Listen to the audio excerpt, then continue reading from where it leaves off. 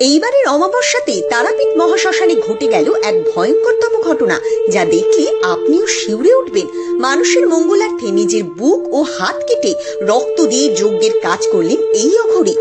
এইসব তো সামান্য কেস, জগৎ উদ্ধার হেতু সাধু হওয়া, ঠিক আছে? তাহলে মানবের কল্যাণ করতে যদি না পারলে তো জগৎ কাল কি করবো? যজ্ঞের সামনে ছিল পাঁচটি নরমুণ্ড, যা এক ভয়ঙ্কর পরিবেশের সৃষ্টি করেছিল এবং ইনি মানুষের বিভিন্ন রকম কাজ সঠিক উপায়ে করে থাকেন এবং সেই কাজটি তারা মায়ের আশীর্বাদ নিয়ে করেন। তাই তো বহু মানুষ এনার কাছে সঠিকভাবে কাজ করান। মাকে ছাড়া থাকতে পারি না, মা আমাদের রক্তে মিশে আছে না, মা তো আমাদের রক্তে মিশে আছে, মা ছাড়া চলতে পারবো? এবং এনার সাধনা দেখলে আপনিও থমকে যাবেন। গভীর রাতে নরমুণ্ড নিয়ে চিতার ছায়ের ঢিবির উপর বসে এই কাজ করে থাকেন তিনি। সেই এক ভয়ঙ্কর দৃশ্য এবং সাধনা শেষ হলে বহু মানুষ নিজেদের দুঃখ কষ্ট এনাকে জানান এবং ইনি তাদের আশীর্বাদও করেন। মা যেন তোমাদের সবার, তোমরা যেই মিনতি নিয়ে এসছো তাতে দ্বিগুণ মিনতি তোমাদের পূরণ করে।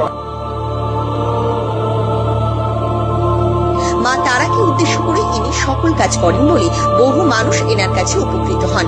এনার নাম নীল শঙ্কর অঘরী। স্ক্রিনে ফোন নাম্বার দেওয়া রইল, আপনারাও নিজেদের বিভিন্ন সমস্যার কথা এনাকে জানাতে পারেন। ভিডিওটি ভালো লাগলে শেয়ার করুন ও চ্যানেলটি সাবস্ক্রাইব করুন।